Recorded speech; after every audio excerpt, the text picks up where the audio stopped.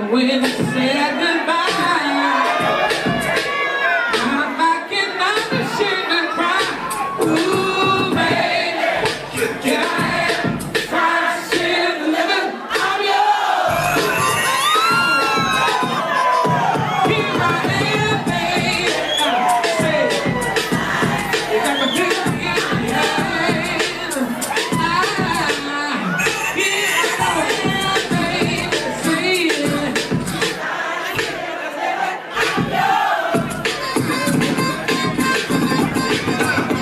see ya.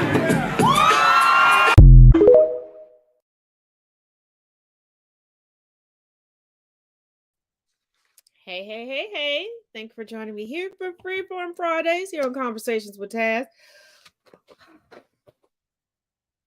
One day we will get back to our easy breezy, beautiful Fridays. Today is not the day.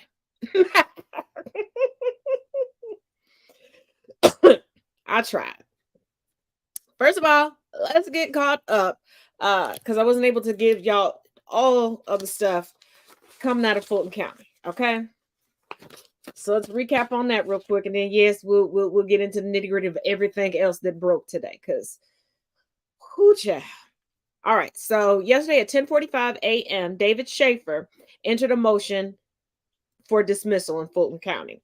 At 11:25 a.m., as we know, Sidney Powell, her legal team entered a reply. Well, they filed a reply to the prosecution's response to her motion to dismiss. At 2:13 p.m., Robert Cheeley filed a motion to dismiss. At 4 p.m., there was a hearing regarding the motions to dismiss Powell. The dismissal was denied due to no misconduct by the DA. Because remember, Sidney Powell was saying that there was judicial misconduct by the hands of the district attorney's office. Honey, go ahead and take that plea. Okay, Scott Hall already took the plea. He has all the dirt on you. Okay, he is connecting all the dots from you all the way up to Trump. Okay, all the way up to Trump. So everybody in the in-between just signed the plea deals. And I believe that they're grasping at straws for these dismissals to see if possibly they can get a dismissal or whatever. But as all of these get struck down, I think then we'll see a roll tide of them taking plea deals. Because come on, if you truly believe that you're innocent, right, first of all, as soon as I caught wind of an indictment, I'm taking all the evidence that I have to prove my innocence then. Okay, my name would have never showed up on the indictment. And if I didn't catch wind of it before, soon as the indictment hit and I was notified of that warrant, oh baby, forget an arraignment. Miss Funny. Yeah, girl. I got your notice about the warrant, but I got some emails and some phone records. I even got some DMs from Twitter. I didn't do none of this. They tried to get me to do it. I should. What time should I be there tomorrow? You want some scones? You want a little Starbucks? Okay, I got you. Baby, listen. Because at this point, all of these delayed tactics, it's not working for Trump, y'all. It's not going to work for y'all. And the more you delay, the more you have to pay attorneys. The clock does not stop on an attorney's invoices because your court case got delayed. Nah, baby, nah, baby, nah, baby, no. This is not like calling Roto-Rooter to fix your clogged toilet, okay?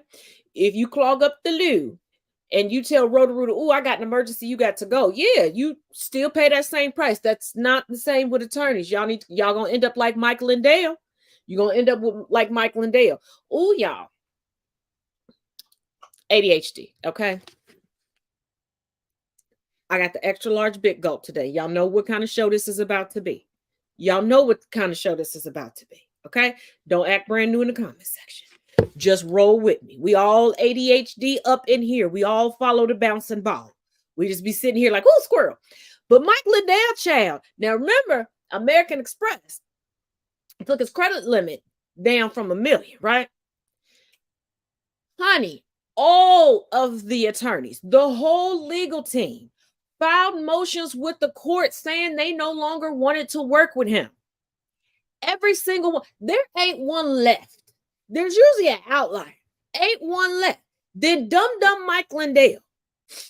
I don't know how he's keeping his network up, okay? Because who is he paying to do that? The neighborhood kid down the street is the paper boy.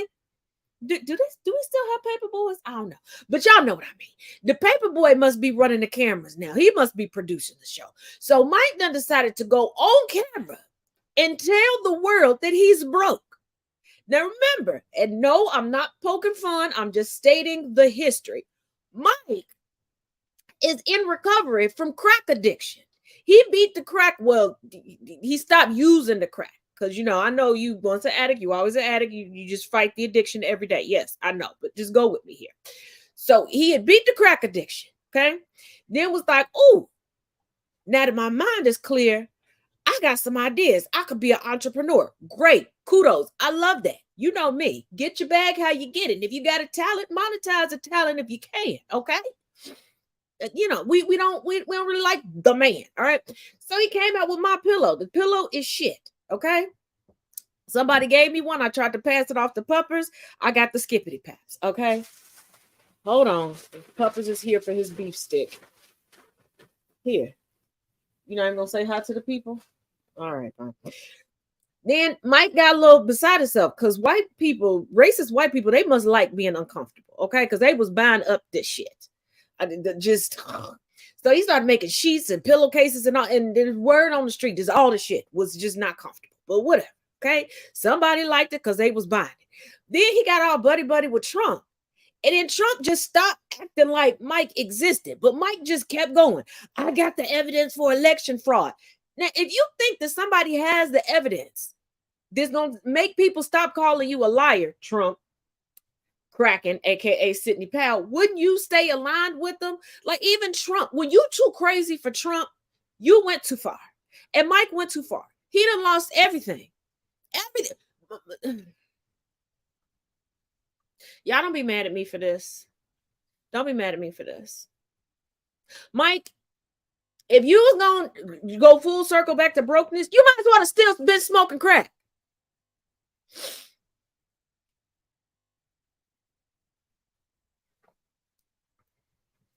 God dang it. Like how you ain't no way. Ain't no way. Like, no, I'm not building up an empire to lose it all for a tangerine tyrant that won't even give me an invitation to stanky ass dilapidated Mar-a-Lago.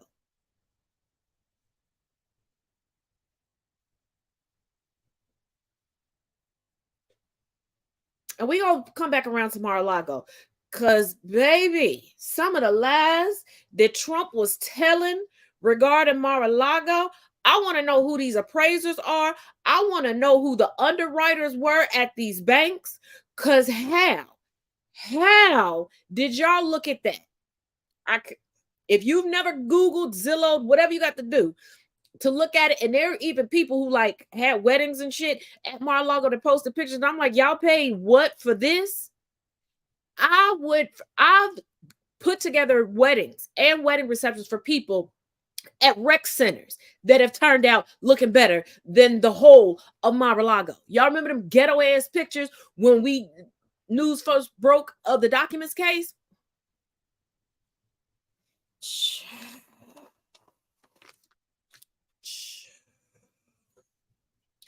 But before we move any further with the politics, if you've been with me all week, there is one predominant story that has just been eating away at me. Okay. Now, we had discussed it a couple months ago because this man keeps like disappearing, then making an appearance, disappearing, and making an appearance. But I kept we already knew he was a liar. A liar, a cheater, okay, let me focus. But baby, let me just say, insomnia. So, I went down that rabbit hole and I had some help this time. So take a look. The top pinned video in my profile is the story of my school shooting, the one I survived in 2001 at Santana High School in Santee, California. So why is school shooter boy following me? Because I find that fucking violating.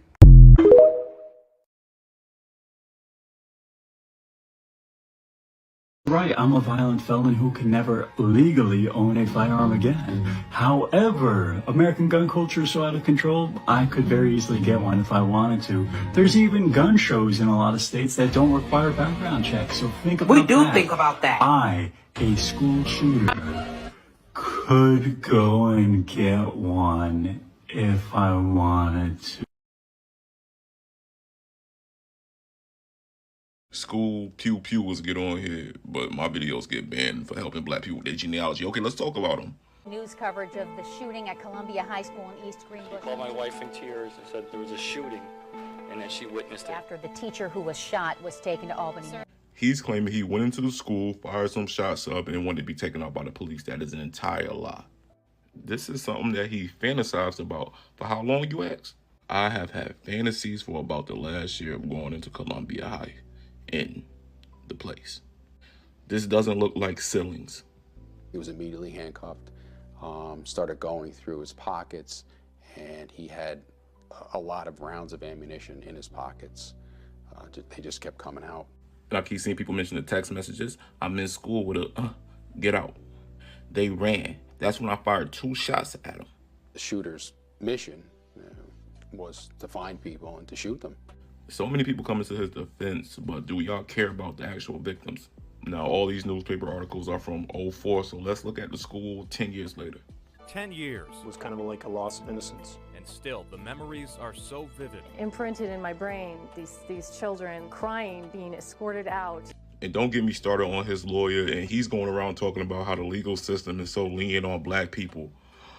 DA at the time, Trish DeAngelis, drew heavy criticism for aggressively prosecuting a teenager whom some believed was mentally ill. Well, the defendant never raised a mental illness defense in this case. There simply wasn't enough. Now, with all the people sound like his lawyer, how y'all feel about the manifesto that he wrote, all 6 pages?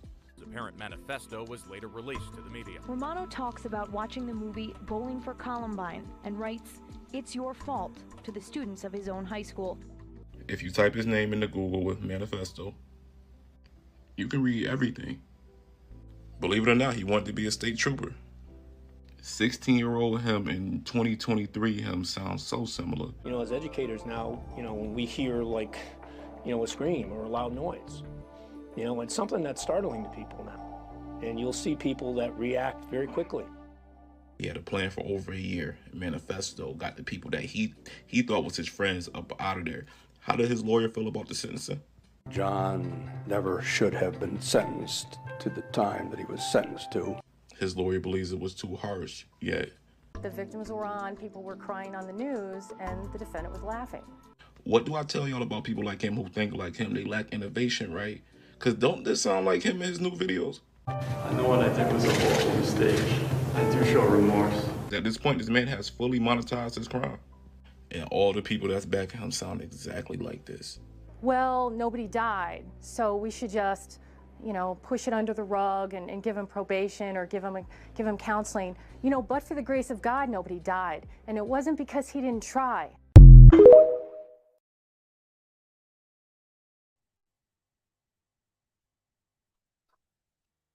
I want to point out that the same people screaming from the rafters that we should forgive him and give him grace are in his comment section talking about Black people and how Black people who have been killed either by mass shooters like himself or the police should have just complied, making jokes about George Floyd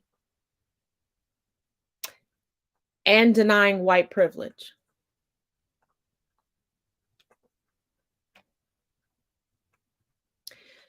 They do not walk headfirst into the point. They know the point. They enjoy playing in our faces.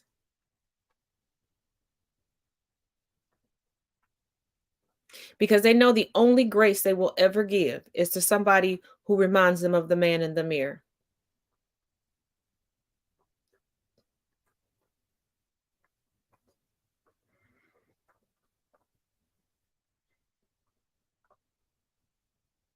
Because these will also be the same people at the next school shooting,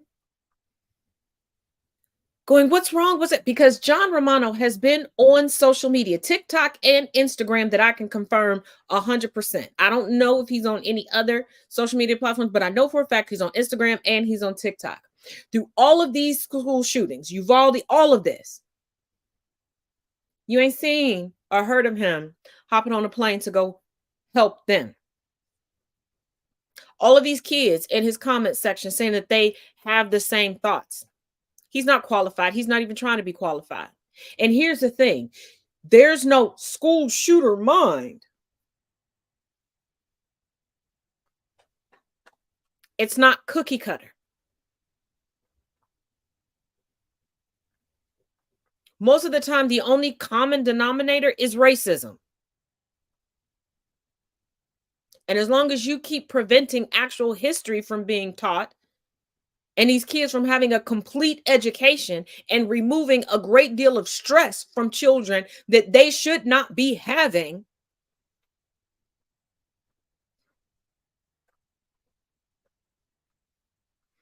and the people fighting against protecting children from gunfire in school reminds me of the same people who fought against having to put kids in car seats, having to wear seatbelts, and not being able to drink and drive. Yes, there was a period of time that it was still legal to drink and drive. I was alive. I was alive. And it was still legal to chug a lug.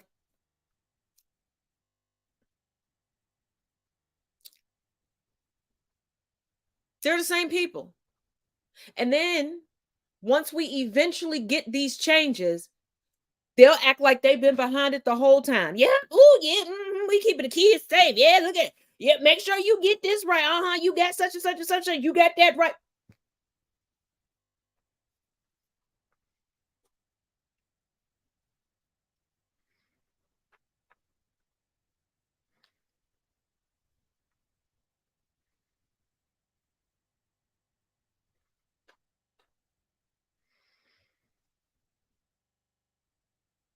No, he's using the race card now on TikTok regarding his sword attack.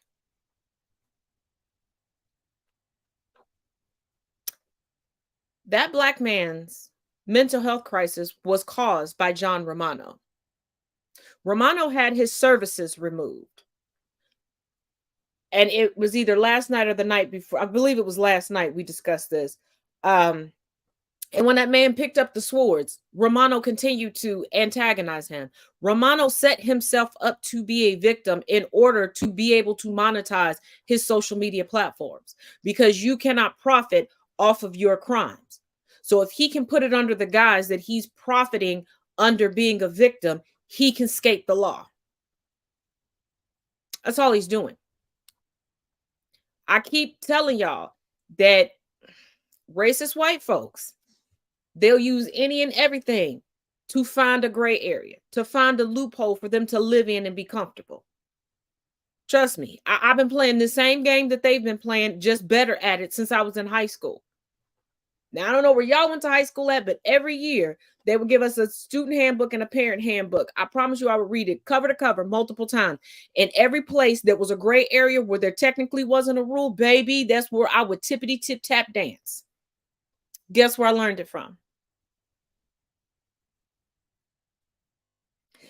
Let's get into these Trump legal proceedings, and let's start down in Florida with Judge Eileen Cannon and the documents case. AGA Judge Eileen Cannon just granted Donald Trump a temporary pause on all of his pre-trial deadlines in which he and his team were supposed to turn over evidence and documents pertaining to the classified documents case. What this really means is that Cannon just gave Donald Trump a delay in him facing accountability for committing espionage. And what's ironic about the timing of this is that we just found out yesterday Donald Trump was sharing sensitive intelligence about America's nuclear submarines with an Australian billionaire member of Mar-a-Lago. That was in yesterday's video if you guys want to check out the report. But back to the point of this video, which is to call out the corruption of Eileen Cannon, a judge who was appointed by Donald Trump and is now seemingly returning the favor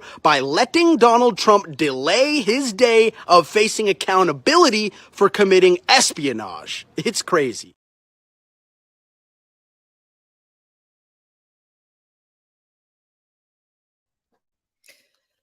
Okay, now yes, we know Eileen Cannon is a card-carrying Trump pumper, but let's not get carried away and let's stick to the facts. So, Judge Eileen Cannon has granted pretrial delays. Trump, okay. Now, let's get into the nitty-gritty of why. So, Cannon has stayed all of the pretrial deadlines while considering the motion to delay the trial. People keep forgetting that in all of the cases, we went over this yesterday and we keep going over it every time. Trump's attorneys never file one motion at a time. It's multiple motions.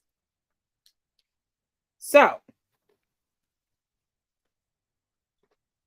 she's staying all of the pretrial deadlines because she can't go through all of this stuff and make the decision on whether or not to delay the trial from May 20th of next year to late November 2024. Now, she previously rejected delays of the pretrial deadlines, but given that they're now asking for the trial to be delayed, she's like, okay, let's put a stay on it, because if she delays the pretrial deadlines, it's going to delay the trial anyway, and it's going to throw everything else off in her court schedule. Now, this is the case, if you all remember, where the attorneys are dragging their feet in order to, regarding them getting proper clearance to view all of the evidence, and they keep filing these motions with Judge Cannon going, see, the DOJ is being unfair to us. We can't see all the evidence. And she's like, these are the parameters you were supposed to get to. When are you going to start getting to them so you can see the evidence? You still have 2 months left. What's going on?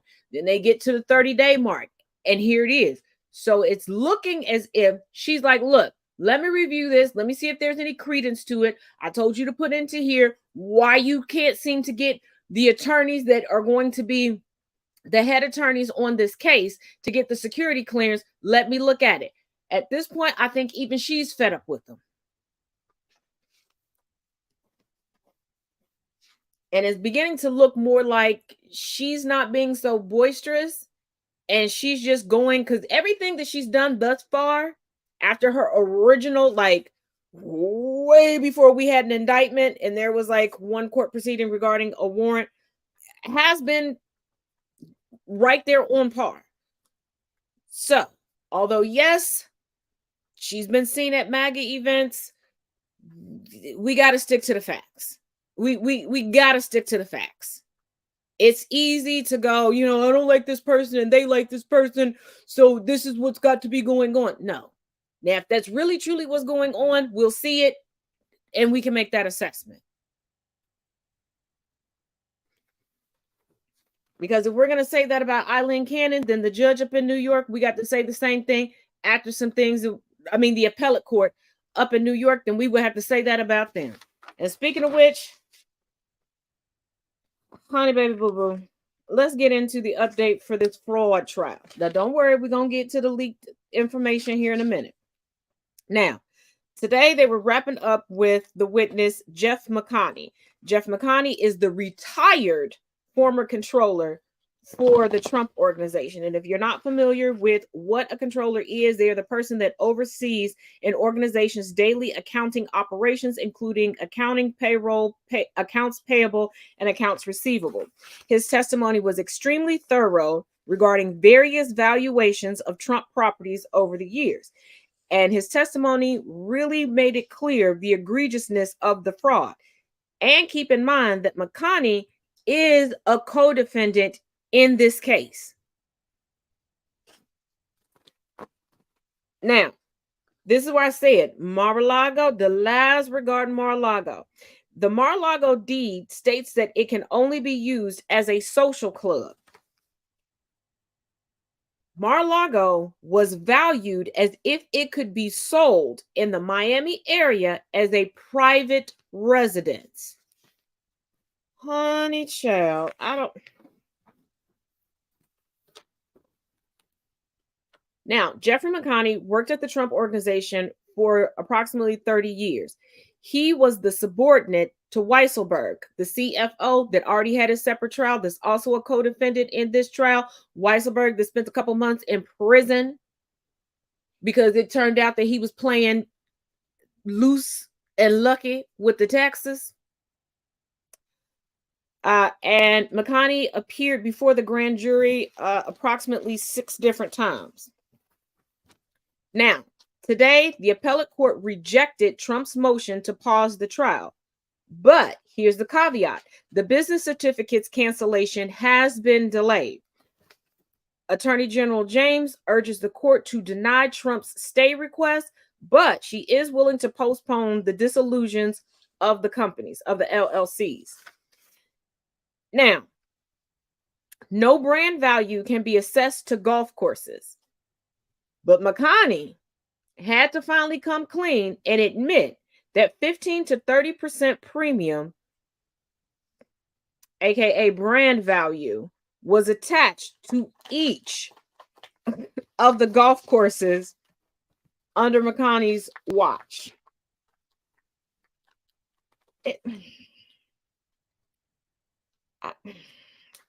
I can't.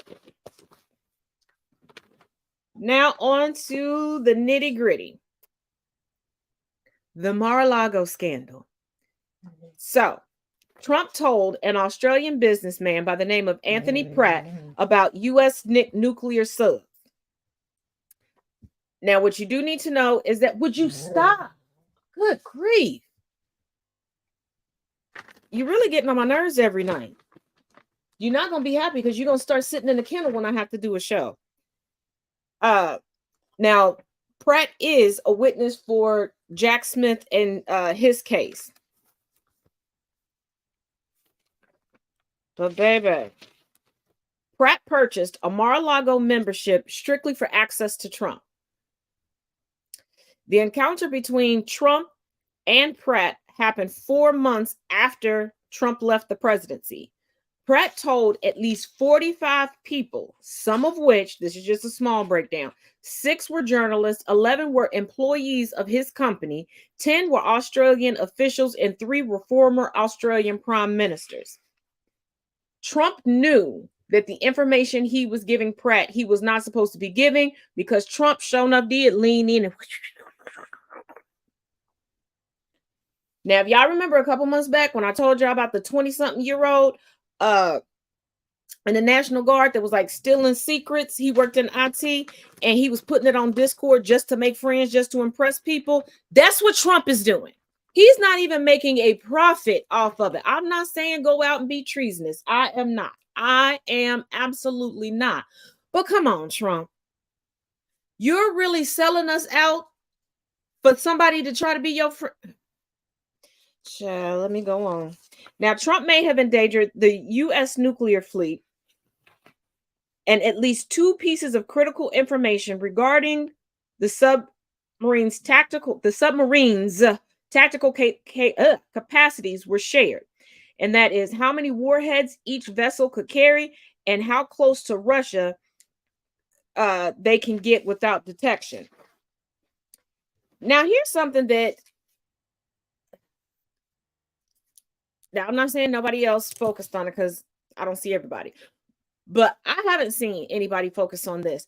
It's odd that he's talking to an Australian businessman about how close we can get to Russia while publicly claiming to be so chummy with Russia. And as closely as we can see by interactions and different things that are put out into Russian state-run media, Putin is keeping a close eye on what's going on over here. Plus, you know, what dictator isn't? Why are you thinking about where you can place a nuclear slug when that's supposed to be your homeboy?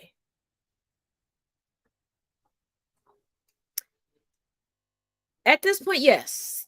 Yes, I want to see Trump go through the United States judicial system. I absolutely do. But there's also a part of me that is like, give him a weekend pass to go holler at Putin. Go let him explain this to Putin. Because the last man who said something about putting weaponry close to Russia that could take people out went down in a plane crash. And they were for real friends for like decades. I'm just saying. I'm just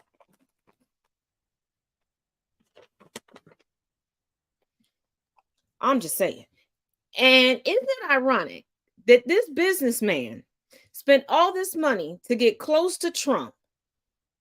And it doesn't seem like thus far, that he got any information that would actually help his business, because this fool wasn't selling the information either. He just willy-nilly telling everybody. So you got one set of loose lips telling another set of loose.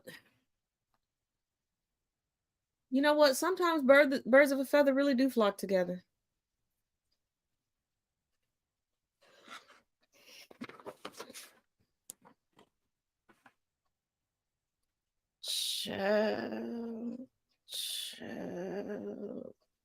I can't.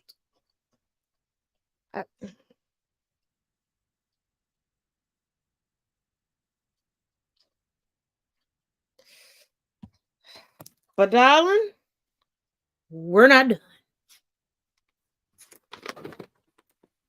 Because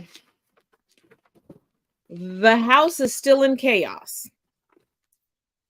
So it came out today, after all the him and han from Jim Jordan yesterday, that Trump is officially endorsing Jim Jordan as Speaker of the House. Now, this decision may repel moderate Republicans in Biden favorable districts from voting Jim Jordan in as Speaker, but Scalise is still the heir apparent. Now, Hakeem Jeffries did put out an op-ed today suggesting a bipartisan coalition for the House. Now, it doesn't seem like there's any real chance that the GOP will agree to this, but let's not forget there's a lot of infighting right now, and it took them quite a few rounds to even get McCarthy voted in. So that Jeffrey's idea may end up being the result if a speaker can't be chosen within 30 to 45 days. That's what a lot of pundits are saying.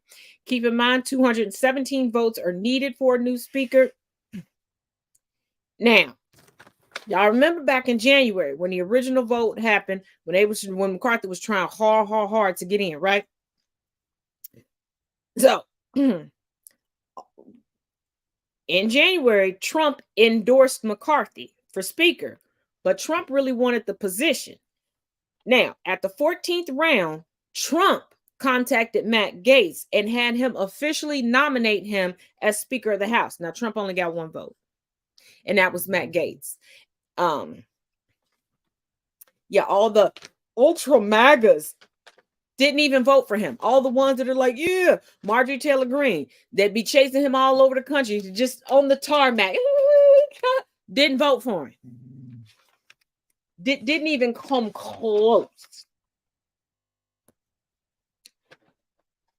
Now, also, to remind you all, for the Republican Conference rules of the 118th Congress, Rule 26, the temporarily step aside of a member of leadership who is indicted. Section A member of the Republican leadership shall step aside if indicted for a felony for which a sentence of 2 or more years imprisonment may be imposed. The likelihood of that getting changed for Trump to get in, the way that they are fighting right now, is slim to none. 45 GOP members today signed a letter saying that there needs to be a rule change because they're tired of this one and done vote shenanigans. And I'm like, y'all should have did that while McCarthy was still up in there. But I digress. And speaking of McCarthy, earlier today, Politico reported that he was planning on resigning. McCarthy came out reportedly, allegedly, and said, no, I'm not retiring and I'm not stepping down. And better yet, I'm running for re-election. You know what? Some people got them type of kinks. Kudos to you for not backing down. And because I know it's been a crazy year of it seems like back to back indictments and court cases for Trump. When the vote for speaker originally happened in January, Trump was not yet under indictment. His first indictment came underway March 30th of this year. So he would have been free and clear until March 30th.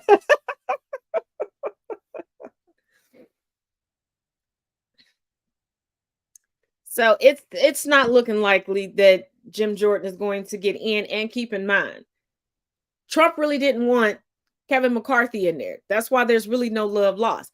And keep in mind that the day that McCarthy was ousted, Trump was all over Truth Social. Why are they in? Why are they fighting with each other? They should be fighting the Democrats. To turn around and call Nikki Haley a bird brain and have a bird cage sent to her hotel room while out on the campaign trail. That's why I tell you, they really, and this also shows you the mindset of their constituency. They really just bottle each section in as if they're not connected until they need them to be connected. They literally act like every little thing is its own little island, its own little country, and that's it. It is, child. But as always, make sure y'all check out the links in the description of this video. I tried to get through everything as quickly as possible because it has been a week and everybody needs to go and relax. And I want to leave you with this little jokey joke so you have some new material on how to call the people, the trolls, stupid. Okay? So I will see you all Tuesday. There will be no show on Monday. I'm going to go to some Indigenous festivals to celebrate Indigenous Peoples Day. I hope you're able to do the same. If not, shout out some love to some Indigenous creators all over social media. But as always, each one teach one, each one reach one. Till Tuesday, y'all. What's the best euphemism for telling people that they're stupid? You're sharp as a marble, that one. Sharp as a marble. That's so northern. Sharp as a marble, northern. That one. The wheels are spinning, but the hamster's dead. I would agree with you, but then we'd both be wrong. Oh, swear! Fam, I'm getting angry. They only got 2 brain cells, and both of them are fighting for 3rd place. He's so far behind, he thinks he's first. He's getting loud. He's getting...